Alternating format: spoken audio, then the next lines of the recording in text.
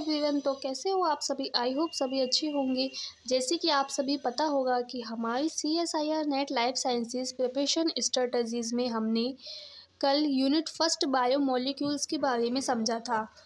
I hope आप सभी को बायोमोलिक्यूल्स अच्छे से समझ आ गए होंगे। जिससे कि हमारी फर्स्ट वीडियो नहीं देखी है वे प्लेलिस्ट में जाकर फर्स्ट वीडियो को देखें। तो आज हम लाइफ साइंस सीरीज़ की नेक्स्ट वीडियो कार्बोहाइड्रेट के बारे में देखेंगे। और ट्रस्ट मी, वीडियो के एंड तक बने रहो, क्योंकि मैं आपको ये बताऊंगी एक सरप्राइजिंग फैक्ट के बारे में, जो कि कार्बोहाइड्रेट्स जो शायद आपने पहले कभी नहीं सुना होगा। तो आइए बात करते हैं हम कार्बोहाइड्रेट के बारे में। कार्बोहाइड्रेट जो कि एक polyhydroxy aldehyde and polyhydroxy ketone group होते हैं। जो पॉलीहाइड्रोक्सी एल्डिहाइड और पॉलीहाइड्रोक्सी जो कीटोन ग्रुप होते हैं, ये पॉली यानी जब दो या दो से अधिक मॉलिक्यूल्स आपस में जुड़ करके कोई भी एक स्ट्रक्चर का फॉर्मेशन करते हैं तो इन्हें पॉली कहते हैं। तो इसमें जैसे कि एल्डिहाइड है, तो पॉली एल्डिहाइड यानी दो या दो से अधिक मॉलिक्यूल्स एल्डिहाइड के जब आपस में जुड़ते हैं तो पॉलीहाइड्रोक्सी एल्डिहाइड का फॉर्मेशन करते हैं। ऐसे ही पॉलीहाइड्रोक्सी कीटोन भी बनता है। तो कार्बोहाइड्रेट्स में जैसे कि हम बात कर लेते हैं कि कार्बोहाइड्रेट्स एक ऑर्गेनिक कंपाउंड है जिसमें कि हाइड्रोजन, ऑक्सीजन एंड कार्बन जिससे मिलकर बने होते हैं। जो कार्बोहाइड्रेट होते हैं ये पृथ्वी पर एक अबंडेंट बायोमोलिक्यूल्स के रूप में होते हैं। काफ़ी इंपॉर्टेंट होते हैं कार्बोहाइड्रेट्स। तो आइए बात करते हैं हम इसके क्लासिफिकेशन के बारे में। तो जो कार्बोहाइड्रेट होते हैं इन्हें अलग अलग कैटेगरीज में डिवाइड किया गया है, जिसे कि हम समझते हैं मोनोसैकेराइड्स, ओलिगोसैकेराइड्स एंड पॉलीसैकेराइड्स। तो आइए बात करते हैं पहले हम मोनोसैकेराइड्स के बारे में। मोनोसैकेराइड्स एक सिंपल कार्बोहाइड्रेट होते हैं जो कि सिंगल पॉलीहाइड्रोक्सी एंड एल्डिहाइड और कीटोन ग्रुप से मिलकर बने होते हैं। यूनिट यानी इकाई। तो ये जो मोनोसैकेराइड होती है ये सिंपल कार्बोहाइड्रेट होते हैं जो कि single polyhydroxy aldehyde and ketone unit से मिलकर बने होते हैं।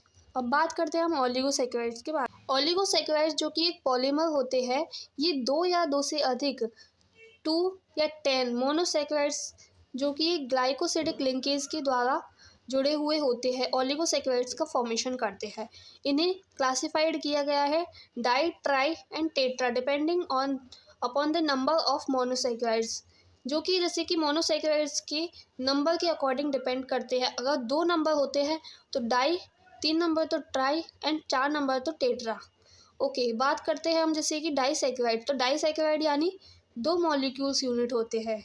पॉलीसैकेराइड्स के बारे में बात करते हैं हम। पॉलीसैकेराइड्स भी एक पॉलीमर होते हैं जो कि 100 एंड 1000 मोनोसैकेराइड्स यूनिट से मिलकर बने होते हैं। सैकेराइड्स जो होते हैं ये नॉन स्वीट इन टेस्ट में मीठे नहीं होते हैं। इन्हें हम नॉन शुगर भी कहते हैं। तो आइए बात करते हैं हम इसमें फर्स्ट मोनोसैकेराइड के बारे में। मोनोसैकेराइड जो कि एक सिंगल पॉलीहाइड्रोक्सी एल्डिहाइड और कीटोन यूनिट से मिलकर बने होते हैं। जैसे कि हमने पहले ही बताया था, मोनोसैकेराइड आर सिंपल शुगर। ये एक सिंपल शुगर होते हैं जिनका जनरल फार्मूला CnH2nOn होता है। Monosaccharide are colourless. तो ये कलरलेस होते हैं, क्रिस्टलाइन सॉलिड होते हैं, फ्रीली सॉल्युबल इन वाटर, जो कि वाटर में फ्रीली रूप से सॉल्युबल हो सकते हैं। जो नहीं सॉल्युबल होते हैं, मतलब जो घुलते नहीं हैं, उन्हें नॉन पोलर सॉल्वेंट कहते हैं। The most abundant monosaccharide in nature. प्रकृति में पाए जाने वाले सबसे ज़्यादा मोनोसैकेराइड जो कि डी ग्लूकोज मोनोसैकेराइड होते हैं। इन्हें सब क्लासिफाइड किया गया है number of the carbon atom. Number of carbon atom. Monosaccharides का नामकरण एक ऐसी प्रोसेस के द्वारा किया जाता है जिसमें सफिक्स ओस, जिसे हम सफिक्स को प्रत्यय कहते हैं, प्रत्यय के साथ कार्बन की संख्या पर आधारित सबसे कॉमन मोनोसैकेराइड्स में 3 से 9 कार्बन एटम होते हैं। सफिक्स ओस इंडिकेट करता है कि मॉलिक्यूल्स कार्बोहाइड्रेट है या नहीं। इसमें जो प्रीफिक्स होता है ट्राई, टेट्रा, पेंटा आदि श्रृंखला में परमाणुओं वाले मोनोसैकेराइड के द्वारा क्रमशः 5, 6 एंड 7 कार्बन वाले परमाणु में मोनोसैकेराइड्स को tetrose, pentose, hexose and heptose के द्वारा कहा जाता है। Types of functional group. Types of functional group जो मोनोसेक्राइड होते हैं इन्हें क्लासिफाई किया जाता है एल्डोज एंड कीटोज ग्रुप के द्वारा।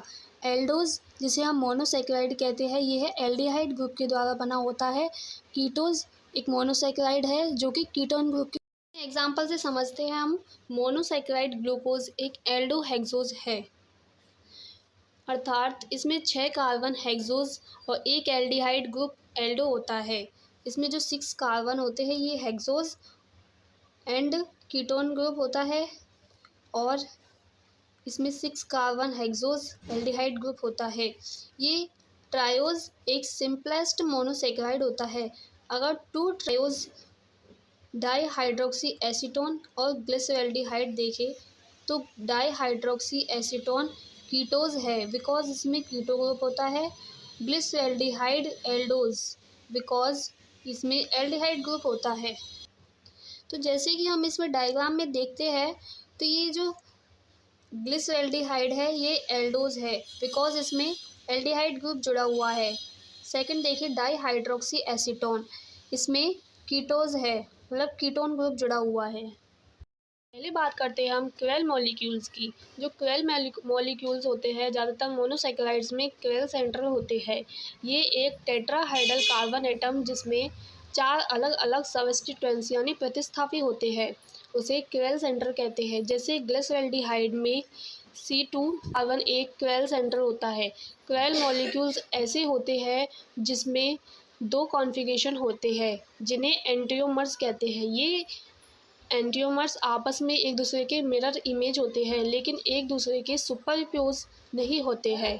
अगर हाइड्रोक्सिल ग्रुप एसिमेट्रिकल कार्बन के लेफ्ट में हो तो फिशर प्रोजेक्शन में उसे एल कॉन्फ़िगरेशन कहते हैं और राइट में हो तो इसे डी कॉन्फ़िगरेशन कहेंगे।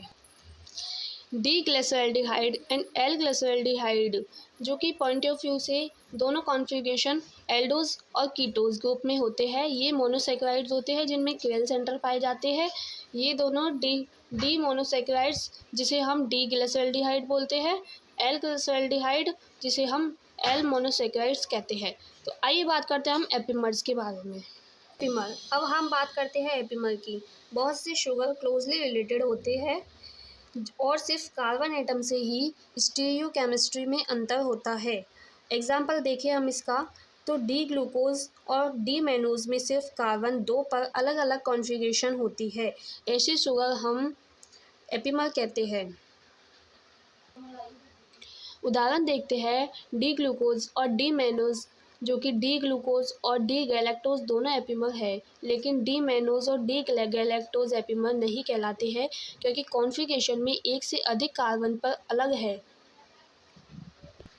डाइसैकेराइड्स 2 मॉलिक्यूल्स मोनोसेक्राइड्स के मिलकर बनते हैं। यह सबसे सिंपलेस्ट और कॉमन ओलिगोसेक्राइड्स होते हैं जैसे सुक्रोज, माल्टोज, लैक्टोज, ये सभी डाइसैकेराइड्स के एग्जाम्पल है। जब 2 मोनोसेक्राइड्स एक दूसरे से जुड़ते हैं तो उनके बीच एक स्पेशल बॉन्ड बनता है जिसे ग्लाइकोसिडिक बॉन्ड कहते हैं। यह बॉन्ड एनोमेरिक कार्बन और एल्कोहल के ऑक्सीजन एटम के बीच बनता है। तो आइए बात करते हैं, हम देखते हैं कि जो ग्लाइकोसिडिक बॉन्ड होता है यह कैसे बनती है। अल्फा ग्लूकोज बीटा फ्रैक्टोज मिलकर सुक्रोज का फॉर्मेशन करते हैं जिसमें कि जो वाटर होता है यह रिलीज़ किया जाता है कंडेंसेशन रिएक्शन के द्वारा। ऐसे ही अल्फा ग्लूकोज मिलकर माल्टोज का फॉर्मेशन करते हैं, इसमें भी वाटर रिलीज़ किया जाता है। Beta galactose and beta glucose मतलब रिएक्शन करके लैक्टोज का फॉर्मेशन करते हैं, इसमें भी वाटर रिलीज़ किया जाता है। आप इसका स्क्रीनशॉट भी ले सकते हैं जिससे आपके लिए काफ़ी हेल्पफुल रहने वाली है। तो इसमें हमने अभी जैसे कि इसमें डायग्राम में बताया था उसका एक्सप्लेनेशन है। तो आइए बात करते हैं हम इसमें रिड्यूसिंग और नॉन रिड्यूसिंग शुगर के बारे में। ओलिगोसेक्राइड्स और पॉलीसेक्राइड्स जो कि डिफरेंशिएशन होती है रिड्यूसिंग एंड और नॉन रिड्यूसिंग एंड। तो रिड्यूसिंग शुगर की जो विशेषताएं होती है इनके पास फ्री एनोमेरिक कार्बन होता है, यह ओपन चेन फॉर्म में रहता है। और नॉन रिड्यूसिंग शुगर की विशेषता है इनका एनोमेरिक कार्बन ग्लाइकोसिडिक बॉन्ड में जुड़ा होता है, फ्री एनोमेरिक कार्बन नहीं होता है, इसलिए इन्हें रिड्यूसिंग एक्टिविटी नहीं दिखता है। जैसे कि आप इस टेबल में देख रहे होंगे कि जो डाइसैकेराइड्स है, इनकी स्ट्रक्चर और इनका फिजियोलॉजिकली रोल क्या होता है। जैसे कि हम बात करें इसमें शुगर, तो इसमें बात करते हैं हम हाइड्रोलाइसिस ऑफ सोर्स। शुक्रोज एक डेक्स्ट्रोइटरी शुगर है जिसका स्पेसिफिक रोटेशन +66.5 डिग्री है। जब हम शुक्रोज को डाइल्यूट एसिड या एंजाइम इन्वेस्टेज की मदद से हाइड्रोलाइज करते हैं तो यह टूटकर डी ग्लूकोज और डी फ्रक्टोज में बदल जाता है। इसकी रिएक्शन देखें हम तो ये शुक्रोज में यह ग्लूकोज और फ्रक्टोज का फॉर्मेशन करता है। बात करते हैं हम पॉलीसैकेराइड्स के बारे में। ये बहुत बड़ी कार्बोहाइड्रेट्स मॉलिक्यूल्स है, इनको ग्लाइकन्स भी कहा जाता है। इनका classification structural polymerase polysaccharides, cellulose और काइटिन, स्टोरेज पॉलीसैकेराइड्स, स्टार्च और ग्लाइकोजन। फॉस्फो पॉलीसैकेराइड्स दो प्रकार के होते हैं, होमो पॉलीसैकेराइड्स एंड हेटेरो पॉलीसैकेराइड्स। तो आइए देखते हैं हम कैसे कैसे ये डिवाइड होते हैं। तो आइए हम देखते हैं होमो पॉलीसैकेराइड्स क्या है और हेटेरो पॉलीसैकेराइड्स क्या है। तो स्टार्ट करते हैं जैसे कि होमो पॉलीसैकेराइड्स जिसमें कि स्टार्च। तो स्टार्च में ग्लूकोज का स्टोरेज फॉर्म होता है। इसमें दो इम्पोर्टेंट फॉर्म होते हैं, एमाइलोज और एमाइलोपेक्टिन। तो पहले बात करते हैं हम इसमें एमाइलोज के बारे में। एक लाइनर पॉलीमर है, अल्फा डी ग्लूकोज यूनिट को ए अल्फा से 4 ग्लाइकोसिडिक बॉन्ड से जोड़ता है। एमाइलोपेक्टिन ब्रांच्ड पॉलीमर होता है। ग्लाइकोजन एनिमल में कार्बोहाइड्रेट्स का मेन स्टोरेज फॉर्म करता है। सेल्यूलोज प्लांट सेल वॉल का स्ट्रक्चरल पॉलीसैकेराइड है। हेटेरो पॉलीसैकेराइड्स ग्लाइकोसेमिनियोग्लाइकन्स होता है, ये नेगेटिवली चार्ज होता है, अनब्रांच्ड होता है। हेटेरो पॉलीसैकेराइड्स इन्हें रिपीटेटिवली डाइसैकेराइड्स यूनिट होते हैं, ये एमिनो शुगर और एसिडिक शुगर से मिलकर बने होते हैं। एग्जांपल्स में देखें हम तो इनकी तो जैसे कि हमने लास्ट में बात करी थी इसके सरप्राइजिंग फैक्ट के बारे में, तो सबसे इंटरेस्टिंग बात ये है कि आपका ब्रेन ऑलमोस्ट सिर्फ ग्लूकोज पर डिपेंड करता है। अगर ग्लूकोज कम हो तो ब्रेन की फंक्शनली स्लो हो जाती है।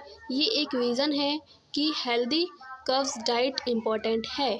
So thank you for watching this video and channel को लाइक, शेयर एंड सब्सक्राइब जरूर करें।